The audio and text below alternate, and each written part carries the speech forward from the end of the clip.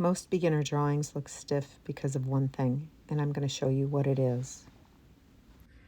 So right here, I've drawn two different animals, a horse and a chick, and I'm going to show you how to make both of them, only I want to show you what to do to make them look more real, look more flowing, to look more alive. Now, if I were to draw right below it, I'm going to take my pencil and I'm going to hold it in a different way. This is a small paper, especially if I was using a large paper. This definitely works so well. If I hold my pencil in this direction and I break down the horse into shapes, but I'm going to loosen up. So I'm going to make an oval shape for this part of the head, for this part. And I'm going lightly. And then I'm going to make another oval shape right here for this part of the head. And then I'm going to come up and down, and there it's almost a triangle-y shape for this, for the ears. And I'm going to send out the line for the neck, more of a curve, not so straight and angular. There's nothing wrong with straight and angular lines, but you want it to come alive. And now I'm going to change the position that I'm holding my pencil to, drawing like I would normally write, because I'm going into smaller areas. The closer you get down to the tip of your pencil, the more control you'll have. The further away you go, the looser it is, the less control you have. But I want to have a little more control, and I want to place the eyes. Now the eyes are opposite of each other, and this horse is looking straight forward. If it was tilting its head, I would tilt the line, but it's looking straight forward, and the one eye will be here and the other eye will be here. And the nose, it's got two nostrils for the nose. And what I look at this as is just like the basic skeleton of the horse. Like if I were to draw straight through, like I made a kite, and there's the basic skeleton of the horse. Now I'm going to go in and I'm going to just outline around this, but I'm going to use a little bit of a looser line. I'm kind of stroking down with it. There's a little bump above the eyeball, and then down around the jaw. This is a little bit tilted, but I'm not going to worry about it. And then right here is the lower lip, actually the upper lip, right like that, and then the cheek area. Okay, now what I'm going to do is I'm going to go from like the tear duct, like we have a tear duct here, and I'm going to stroke up with it, and I can even add a little eyelash to it if I wanted to, and I'm going to come back down on the underside of it, and the same on the other side. I can add a little eyelash if I want to on there. If that bothers you that the ears aren't the same, you can make them the same or similar, but horses, they'll tilt their ears around. They're listening, and they don't always look symmetrical and the same on both sides. Now I'm going to add a little bit of a teardrop shape, pointed shape here on the inside, and same here, little pointed shape on the inside. And often horses will have markings right in the center of their forehead, and there's a whorl inside of there. Often they're where their hair kind of blurs together. I'm going to take my kneaded eraser, and I'm just going to take out some of these lines so that you can actually see what the horse looks like without all of those lines in there. I'm going to make this muzzle a little more narrow down here, and I want to work on the nostrils a little bit. Now the nostril also is going to tear drop. The nostril is also going to tear drop, kind of like the eye. And I'm going to just take a minute to draw that basic kind of a teardrop shape there. So depending on the horse, depends on if there's markings on them or not. if there's a little, they call it a star, a little marking here, that's a star. Down here would be a snip. If it has a little marking down there, you could send a whole stripe down the whole face of the horse and take out these edges, and you could have it blaze going down their face, and you can make it a wider blaze than that, which I think I'll show you. Now I'm pressing a little harder than I normally would, and I'm using an 8B so that you'll be able to see this in the camera. I would suggest using a 2B if you wanted to go light with your lines and press lightly. You're not pressing really, you're just stroking lightly. You're like floating on it, like a butterfly, you're floating. And the hair, the mane, this is the forelock here. I'm just going to stroke down with my lines. This is where a lot of this is just practice, learning how to put pressure on, pressure off. You want to practice the hatch lines, hatch. You can cross hatch if you want to, that'd be for shading. For hair, just practice the hatching, and you don't have to draw every hair. You can draw shocks of hair, okay?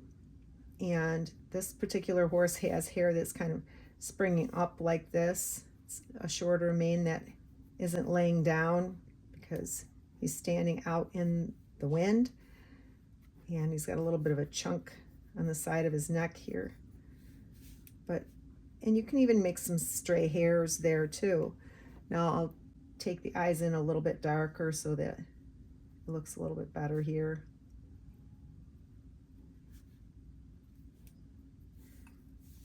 But this will give you an idea of how to make something look a little more realistic, not so amateur, if you just relax your arm and let yourself draw.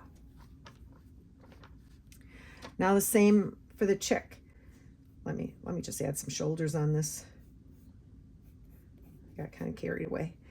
I think I would even shade in some of these, the inside of these ears a little bit too. But now the chick, same kind of thing. It's the same kind of shape. This is a circle shape. Now I'm just drawing a real loose circle, and then I'm adding another circle right here, okay? It looks like a little snowman. It's kind of like a snowman that's leaning over. So you can imagine a snowman like this, and it's just leaning over. Now the circle, that's for the head. If you looked at it as a clock, the circle's about it, the bottom of the circle's about at 3 o'clock right here, okay? So, and it's overlapping, and then it has a little kind of a triangle for a beak, okay? And then a circle for the eye, and the other eye is not visible. Now the feet actually angle in like that, and the lines just aren't as stiff as that. And this one is a little further back. Now what I'm going to do is, just like with the horse, I have the basic shapes. I'm going to now go around the form. I'm going to make a form out of these shapes. So I'm going to come around, and I'm switching my grip again. This is a small sketch. If I was doing a big one, I would still be in this position. Actually, I could do the whole thing in this position, prove a point, and don't worry about sketch lines. I say that all the time. I think that's something that upsets a lot of people when you have sketch lines. They're only bad when they're so dark you have to erase them, and you can't. That's the only time sketch lines are a real problem. Now what I'm doing is I'm just making some fuzz here. I'm just going, instead of doing a straight line, I'm kind of going like that, kind of jig-jaggy. I'm going to change my grip. And you're going to find that you're going to change your grip several times when you're drawing. That eye, I think, needs to be more of an ovally shape. So all I'm doing is changing that circle into an oval. That was so simple. I just took what was a circle, and I just kind of went below it and went above it and turned it into an oval-y shape. And this little chickie has a tiny wing in there that I can see some feathers with. And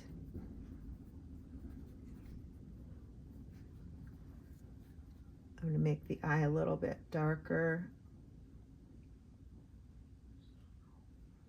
And I think a little bit bigger, and it has a little line around it. And I'm going to go around that little beak, that simple triangle. Now I'm starting to press in. When I see the lines are where I want them, I go right in and press harder. And you'll be placing your lines so much more confidently. Once you practice more, practice when you're on your phone or sitting watching TV, practice doing some hatch lines and cross hatch lines and circles and ovals. Just keep practicing. Now right here I have a little bit of, like, I call it a skeleton of the feet. And what I'm going to do now is I'm going to just widen it up. So I'm going to go on either side of it. If it gets too big when I put it on one side, I won't do the other side. Now I'm going to just make it a little thicker.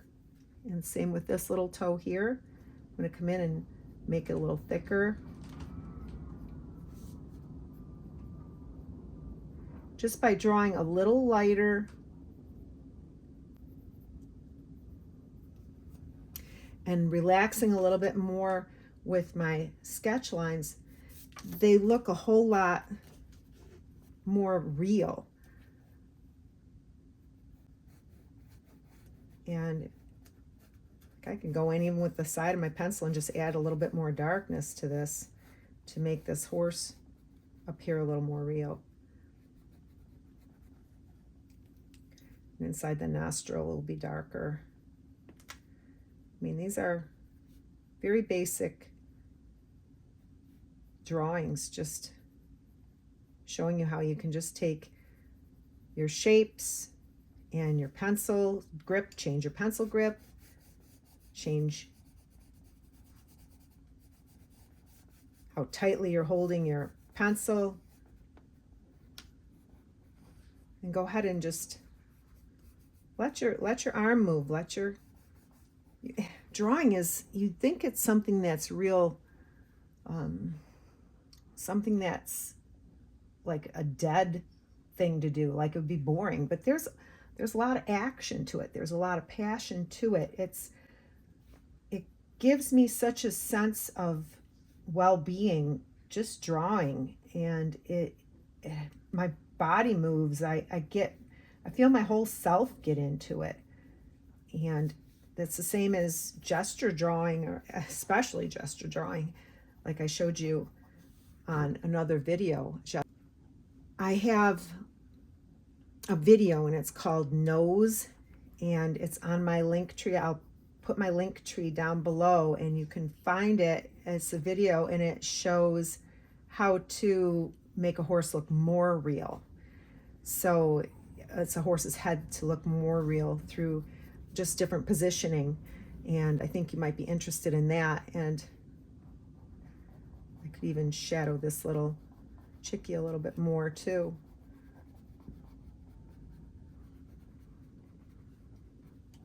The light is coming up from above, so the above areas are going to stay a little bit lighter. But this should help you to kind of get an idea of how to make these stiff looking childlike drawings. And there's nothing wrong with childlike drawings. They're beautiful. But as you progress, you're going to have more realistic drawings, more drawings that appear to be more mature looking. Now, Picasso said he practiced a lifetime to draw like a child, and I know he truly did. But I think what he was looking for was the joy that he had when he was a child, where things just came out of him easily. And the more that you draw and the more that you play around, you're going to get better and better. And things that were hard once won't be. If you would like to see more of these videos, subscribe to my channel and comment below. If you have some things that you want to see in the future, let me know because I'll start working on them. It was fun drawing with you today, and I hope you take care and you keep drawing.